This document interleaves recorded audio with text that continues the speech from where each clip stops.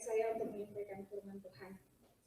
Ya Bapak Ibu, sebelum mulai firman Tuhan pada pagi hari ini, saya ingin bertanya bagi kita semua dulu, setuju tidak dengan kalimat ini bahwa kita bisa hidup bersama, tetapi kita tidak bersama. Kita bisa hidup bersama, tapi kita tidak bersama atau sehati.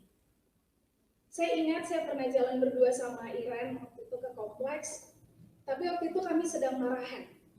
Kami tidak sehati. Kami jalan berdua memang, tetapi kami tidak sehati. Setelah dipikir-pikir, ternyata hal itu sering terjadi atau bisa kita jumpai di sekeliling kita. Waktu saya persiapkan ini sharing dengan Mama, dan Mama bilang bahwa suami istri pun di satu tempat tidur bisa tidak sehati. Dan begitu juga kita dalam persekutuan, bisa tidak sehati, bahkan lebih dari tidak sehati, kita bisa saling menggigit dan menjatuhkan. Bisa sama-sama pergi ke gereja, tapi kita tidak sehati, tidak suka satu sama lain. Nah, Bapak Ibu, hal ini tentu tidak berkenan di hadapan Allah, dan ini merupakan cara iblis supaya anak-anak Tuhan dalam persekutuan tidak satu hati. Saya minta maaf sebentar. Nah, Bapak Ibu, kenapa saya bilang bahwa ini tidak berkenan di hadapan Allah? Karena yang Tuhan kehendaki adalah kesatuan. Sehingga sebelum Tuhan Yesus disiksa dan dia akan meninggalkan para muridnya, Tuhan Yesus berdoa kepada Bapaknya supaya murid-muridnya kita menjadi satu. Seperti Engkau ya Bapa dan aku adalah satu. Dan Tuhan bilang bahwa di zaman akhir kasih kebanyakan orang akan menjadi dingin. Dan tentu kita tidak mau termasuk dalamnya. Maka hari ini firman Tuhan mau mengingatkan kita atau membuat kita untuk mari menjadi sehati, sepikir dengan sesama kita dalam persekutuan kita, dalam jemaat ini. Dan bagaimana caranya? Caranya adalah menaruh pikiran dan perasaan yang terdapat dalam Yesus Kristus. Bapak Ibu, mari kita buka bagian firman Tuhan dalam Filipi pasal 2 ayat 1 sampai 11. Filipi pasal 2 ayat 1 sampai 11. Mari kita membacanya sama-sama dari ayat 1 sampai ayat 11. Saya bacakan perikopnya. Nasihat supaya bersatu dan merendahkan diri seperti Kristus. 3-4. Jadi karena dalam Kristus ada nasihat, ada penghiburan kasih, ada persekutuan roh, ada kasih mesra dan belas kasihan. Karena itu sempurnakanlah sukacitaku dengan ini. Hendaklah kamu sehati sepikir dalam satu kasih, satu jiwa, satu tujuan, dengan tidak mencari kepentingan sendiri atau puji-pujian yang sia-sia. Sebaliknya, hendaklah dengan rendah hati yang seorang menganggap yang lain lebih utama daripada dirinya sendiri. Dan janganlah tiap-tiap orang hanya memperhatikan kepentingannya sendiri, tetapi kepentingan orang lain juga. Hendaklah kamu dalam hidupmu bersama menaruh pikiran dan perasaan yang terdapat juga dalam Kristus Yesus, yang walaupun dalam rupa Allah, tidak menganggap kesetaraan dengan Allah itu sebagai milik yang harus dipertahankan, melainkan telah mengosongkan dirinya sendiri dan mengambil rupa seorang hamba dan menjadi sama dengan manusia. Dalam keadaan sebagai manusia, ia telah merendahkan dirinya dan taat sampai mati, bahkan sampai mati di kayu salib. Itulah sebabnya Allah sangat meninggikan dia dan mengaruniakan kepadanya nama di atas segala nama, supaya dalam nama Yesus bertekuk lutut segala yang ada di langit, dan yang ada di atas bumi, dan yang ada di bawah bumi, dan segala lidah mengaku Yesus Kristus adalah Tuhan, bagi kemuliaan Allah Bapa. Ya, Bapak Ibu, ayat 1, jadi karena dalam Kristus ada nasihat, ada penghiburan kasih, dan apa-apa kelanjutannya.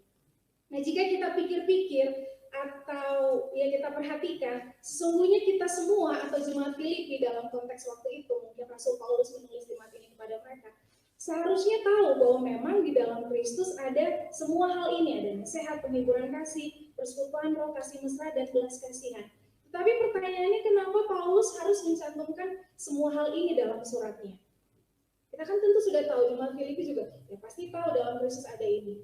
Nah, hal ini Bapak Ibu mengindikasikan bahwa terjadi gejolak atau masalah dalam jemaat Filipi, sehingga seperti memaksakan Paulus untuk menulis semua ini kepada mereka dan juga untuk kita hari ini yang membacanya. Dan kalau kita perhatikan dalam surat Filipi, ternyata gejolak atau masalah itu memang terjadi, baik dari luar maupun dari dalam. Dari luar adalah orang-orang yang tidak menyukai keberadaan mereka, orang percaya. Dan dari dalam ternyata ada perseteruan, ada ketidaksehatian. Di pasal 4 di situ dikatakan Eudia penasehati dan Sintike penasehati, supaya sehati sepikir dalam Tuhan. Ini perempuan-perempuan dalam gereja yang tidak sehati sepikir di dalam Tuhan. Bukan hanya itu, dari dalam pun ada guru-guru palsu yang menyesatkan jemaat dengan ajaran-ajaran mereka. Nah, Bapak, Ibu, Saudara, hal ini kalau dibiarkan atau tidak diatasi bisa menggoda jemaat untuk hidup tidak sehati sepikir di dalam Tuhan, walaupun status mereka adalah Kristen, orang Kristen. Tapi tidak sehati di dalam Tuhan, dan ini tidak berkenan di hadapan Allah. Nah, Bapak, Ibu, seperti jemaat Filipi waktu itu, kita pun juga bisa seperti itu. Kita punya tantangan dari luar maupun dari dalam. Tantangan dari luar adalah orang-orang yang tidak suka kita. Kita jalan pun orang sudah tahu ini mesti orang Kristen. Ini karena kita pengikut Kristus dan mereka tidak suka sama kita, entah kenapa. Dari luar mereka membenci keberadaan kita, dan dari dalam pun mungkin seperti itu. Dari keluarga kita mungkin, atau dari teman sekerja kita dalam pelayanan jemaat, menyimpan iri hati, menyimpan kesalahan sehingga kita tidak sehati sepikir dan malah saling menjatuhkan. Nah, Bapak Ibu, puji Tuhan-nya, Roh Kudus menginspirasi Paulus untuk menulis apa yang seharusnya jemaat lakukan, jemaat Filipi lakukan, dan kita saat ini lakukan menghadapi tantangan-tantangan ini, baik dari luar maupun dari dalam. Itulah yang terdapat di ayat 2 sampai ayat 4. Apa itu? Sehati sepikir, dalam satu kasih, satu jiwa, satu tujuan, dengan tidak mencari kepentingan sendiri atau puji-pujian yang sia-sia. Sebaliknya hendaklah dengan rendah hati, yang seorang menganggap yang lain lebih utama daripada dirinya sendiri. Dan janganlah tiap-tiap orang hanya memperhatikan kepentingannya sendiri, tetapi kepentingan orang lain juga. Nah, maka pada bagian pertama ini kita melihat bahwa ada masalah, tantangan yang terjadi dalam jemaat, bagi persekutuan dan bahkan keluarga Kristen. Nah, apa yang harus kita lakukan? Kita harus aware, kita harus sadar akan hal ini. Bahwa iblis berusaha supaya terjadi perpecahan dalam tubuh jemaat, dan dalam keluarga Kristen. Nah, bagaimana caranya? Bagaimana caranya supaya kita bisa melakukan semua hal ini? Jawabannya adalah dengan memandang kepada Kristus dan meneladani Dia. Ayat 5 Bapak Ibu dikatakan, hendaklah kamu dalam hidupmu bersama menaruh pikiran dan perasaan yang terdapat juga dalam Kristus Yesus. Kata hendaklah itu berarti kalimat perintah. Kamu harus, jemaat Filipi saat itu, mereka dan juga kita harus, tidak bisa tidak, dalam hidup kita bersama menaruh pikiran dan perasaan yang terdapat juga dalam Kristus Yesus. Nah, sekarang apa itu pikiran dan perasaan yang terdapat dalam Kristus Yesus? Bapak Ibu, dalam terjemahan bahasa Inggris New International Version ayat 5 ini berbunyi, your attitude should be the same as that of Christ Jesus. Yang artinya, sikapmu harus sama seperti Yesus Kristus. Nah, pertanyaannya, sikap Yesus Kristus yang mana? Bapak Ibu, dari pembacaan ini saya bisa mengambil dua sikap Yesus Kristus. Yang pertama adalah Tuhan kita dalam Yesus Kristus, Ia rendah hati. Ia tidak mencari kepentingan sendiri atau puji-pujian yang sia-sia. Sebaliknya Ia menganggap yang lain lebih utama daripada dirinya sendiri dan memperhatikan kepentingan orang lain juga. Ayat 6, yang walaupun dalam rupa Allah tidak menganggap kesetaraan dengan Allah itu sebagai milik yang harus dipertahankan, melainkan telah mengosongkan dirinya sendiri dan mengambil rupa seorang hamba dan menjadi sama dengan manusia. Dan dalam keadaan sebagai manusia telah merendahkan dirinya dan taat sampai mati, bahkan sampai mati di kayu salib. Tuhan Yesus, Tuhan kita, rendah hati. Yang walaupun dalam rupa Allah tidak menganggap kesetaraan dengan Allah itu sebagai milik yang dipertahankan. Bapak Ibu, eksistensi Tuhan Yesus tidak dimulai di kandang yang hina di Bethlehem. Kemanusiaannya dimulai di sana. Tetapi ia sudah ada sebelum dunia ini dijadikan. Saya bicara tentang sebelum Kejadian 1 ayat 1. Tuhan Yesus sudah ada. Di Dia bertata dalam kerajaan sorga, malaikat melayani dia. Tapi ayat 6 dikatakan, ia tidak menganggap kesetaraan dengan Allah itu sebagai milik yang harus dipertahankan. Dan ia mengosongkan dirinya dan mengambil rupa seorang hamba. Tuhan Yesus Allah. Yohanes 10 ayat 30 katakan, aku dan Bapa adalah satu. Yohanes 13 ayat 13, Tuhan katakan kepada murid-murid, tepat katamu, sebab memang akulah guru dan Tuhan. Tuhan Yesus adalah Allah, tapi ia tidak mempertahankan kesetaraan dengan Allah itu, melainkan dia datang. Tuhan yang adalah pencipta, dia mau jadi ciptaan, turun menjadi ciptaan, dan mau jadi sama dengan kita. Supaya apa? Supaya bisa merasakan kelemahan-kelemahan kita. Ibrani bilang. Dan supaya menebus kita dari hukuman dosa, yaitu maut. Dan Tuhan Yesus rendah hati. Kita mungkin sudah sering mendengar perkataan rendah hati, rendah hati, rendah hati. Tapi apa itu rendah hati? Saya mencari definisi dari rendah hati. Saya menemukan ini. Rendah hati berarti tidak memikirkan diri kita sendiri. Bahkan rendah hati berarti tidak memikirkan diri kita sama sekali. Rendah hati berpikir bahwa kepentingan orang lain di atas kepentingan kita. Rendah hati berarti menganggap orang lain tinggi dan tidak menganggap seorang pun rendah. Dan rendah hati ini sangat bertentangan dengan cara pandang dunia, sangat tidak ikut tren, sangat dunia, gitu ya. Apa itu rendah hati? Orang tidak mengerti rendah hati.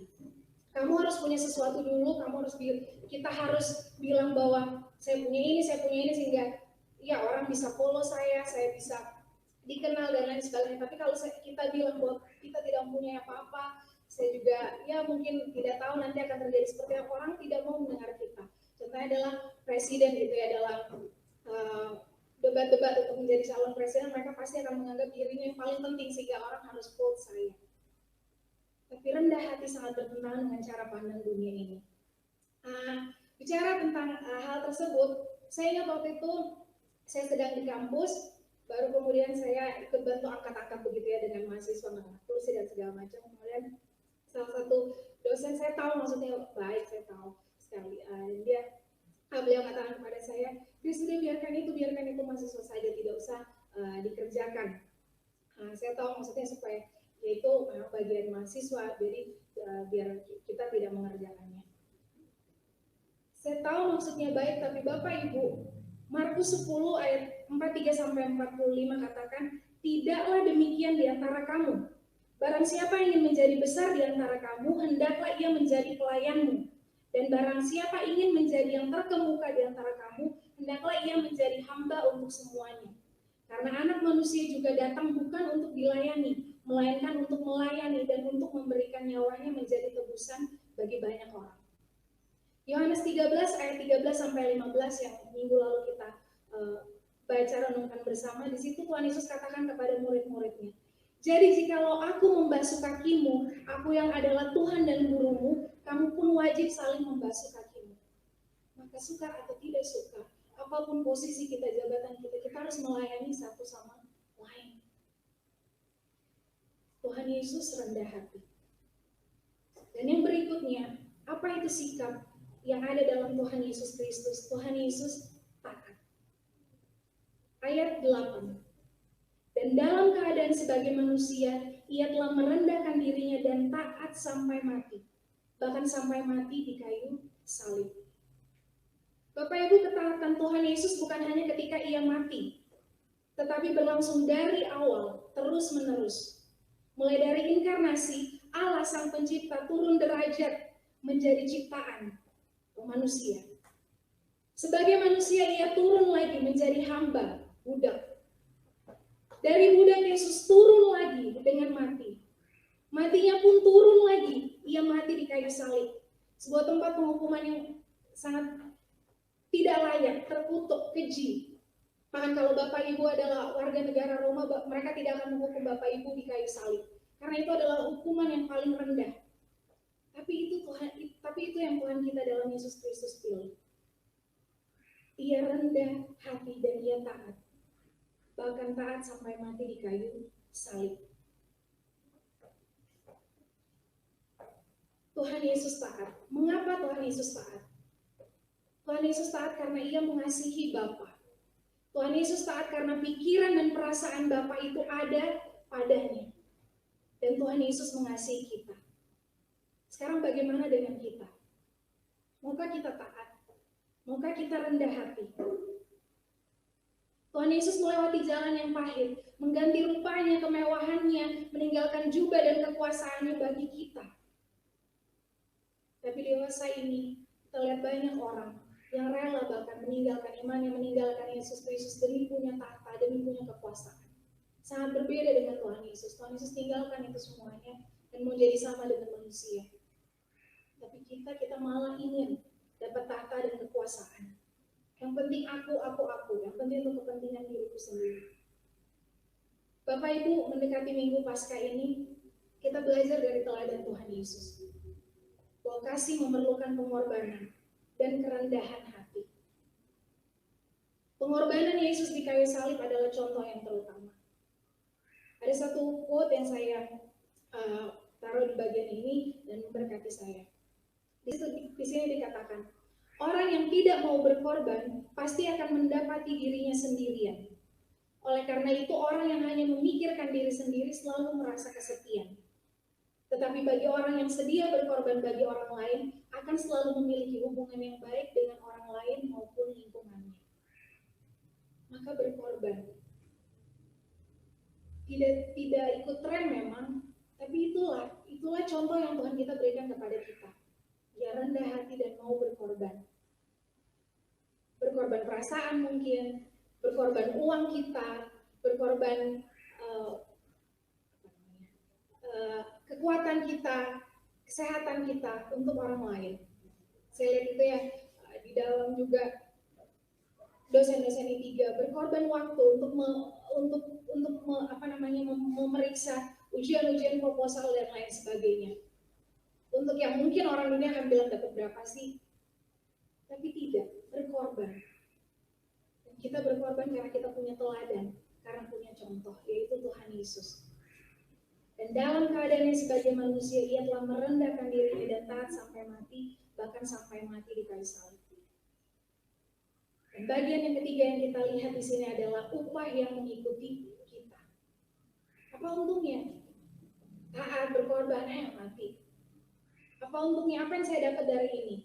Yaitu pemikiran kita manusia.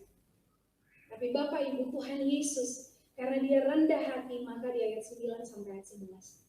Itulah sebabnya Allah sangat meninggikan dia dan mengaruniakan kepadanya nama di atas segala nama, supaya dalam nama Yesus bertekuk lutut segala yang ada di langit dan yang ada di bawah bumi dan yang ada di atas bumi dan yang ada di bawah bumi, dan segala lidah mengaku Yesus Kristus adalah Tuhan bagi kemuliaan Allah Bapa. Kalau Anda ingin ditinggikan, Anda mau rendah hati. Kalau kita mau ditinggikan, kita mau rendah hati. Karena Tuhan Yesus merendahkan dirinya dan Allah sangat meninggikan dia. Ayat 10 dikatakan, supaya dalam nama Yesus bertekuk lutut segala yang ada di langit dan yang ada di atas bumi dan yang ada di bawah bumi. Saya ingat saya pernah mendengar cerita tentang pengungsi dari Suriah yang mereka karena kekejaman yang terjadi ISIS di Suriah, sehingga mereka banyak yang keluar dari Suriah pakai jalur udara, jalur darat maupun jalur laut. Nah, pengungsi-pengungsi ini waktu itu mereka pakai jalur laut. Mereka naik perahu dan mereka pergi dari daratan Iran Suriah begitu dan sampai ke daratan Eropa. Nah, kemudian waktu sampai di daratan Eropa ini, Inggris kalau saya tidak salah, para relawan dan polisi di situ bertanya, bagaimana kalian selama perjalanan? Dan kemudian mereka katakan, kami mengalami ombak yang sangat tinggi, badai angin yang sangat dahsyat. Tapi kemudian kami berseru kepada Tuhan yang menciptakan ombak dan laut ini supaya menenangkan ombak dan laut angin ini supaya diam. Dan dia menjawab kami. Baru kemudian para relawan dan polisi berkatakan, itulah Yesus. Dan benar Bapak Ibu, itulah Tuhan kita. Firman Tuhan katakan, angin dan danau pun tunduk kepadanya. Matius 8 ayat 29 katakan, waktu itu Tuhan Yesus datang untuk di satu daerah, baru kemudian ada orang yang dirasuki oleh roh jahat, dan roh itu berkata kepada Tuhan Yesus, apa urusanmu dengan kami, hai anak Allah? Adakah engkau kemari untuk menyiksa kami sebelum waktunya? Iblis pun takut Tuhan akan menyiksa mereka sebelum waktunya. Semua kuasa tunduk. Tuhan Yesus bilang kepada para murid, jangan bangga karena roh-roh itu tunduk kepadamu. Tuhan Yesus katakan, berbahagialah karena namamu tercatat di sorga. Amin Bapak Ibu. Ya, dan itu Tuhan kita dalam Yesus Kristus. Bicara tentang rendah hati, saya bangga ya dengan Alkitab kita karena semua konsisten dari perjanjian lama sampai perjanjian baru. Bahwa Tuhan mengasihi, berkenan kepada orang yang rendah hati. Kepada orang yang congkak, orang yang sombong, Tuhan paling benci. Kecongkakan mendahului kehancuran. Yang selalu saya katakan juga dalam bercandanya. Sombong awal kehancuran. Tinggi hati mendahului kejatuhan. Tapi orang yang rendah hati, Tuhan Yesus paling sayang sama orang yang rendah hati. Yakobus 4 ayat 10 katakan, rendahkanlah dirimu di hadapan Tuhan dan Dia akan meninggikan kamu. Barang siapa merendahkan diri, ia akan ditinggikan. Yakobus 4 ayat 6, Allah mengasihi orang yang rendah hati. Maka ya saya juga mau belajar untuk rendah hati. Maka saya selalu bilang biasa saja, Chris biasa saja. Orang mau ini dengan kita atau apa biasa saja, biasa saja gitu ya. Rendah hati, mengapa? Karena contoh kita yang harus kita ikuti dia rendah hati. Maka Bapak Ibu, mari menjelang di minggu-minggu Paskah ini, untuk kita membangun hidup bersama dalam pelayanan, untuk mendasarkan semuanya, pikiran dan perasaan kita dalam Kristus. Karena pikiran dan perasaan dalam Kristus itulah yang akan memampukan kita untuk merendahkan diri, berkorban, dan setia sampai akhir. Sekali lagi, pikiran dan perasaan Kristus itulah yang memampukan kita untuk merendahkan diri, berkorban, dan setia. Nah, kalau hari ini, saat ini Anda mendapati diri Anda sedang mencoba untuk rendah hati, Anda sedang mencoba berkorban, Anda tidak melakukan ini untuk orang lain lihat, tapi Anda dengan Tuhan. Bapak Ibu, you are in good company. Anda tidak sendiri. Karena Tuhan kita Yesus Kristus juga begitu. Teruslah rendah hati, teruslah berkorban. Dengan demikian, hidup persekutuan dan pelayanan kasih dapat dinikmati oleh seluruh jemaat dengan sukacita. Dan inilah yang berkenan di hadapan Tuhan, kesehatian hati. Mari berdoa Bapak Ibu pada saat ini agar Roh Kudus memampukan kita untuk terus-menerus bersekutu dalam jemaat ini, kita di rumah, orang tua dengan anak, sesama anak, di kantor, dan lain sebagainya. Supaya seperti ayat 1, kita punya penghiburan kasih, ada persekutuan roh, kasih mesra dan belas kasihan antara satu sama yang lainnya. Kiranya firman Tuhan ini menjadi bagian kita lagi hari ini untuk bersatu merendahkan diri seperti Yesus.